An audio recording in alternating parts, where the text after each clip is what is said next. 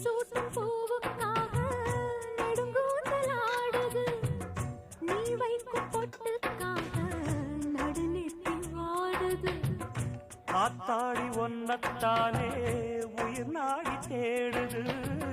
காவேரி எங்கே போகும் கடல் வந்து கூடுது.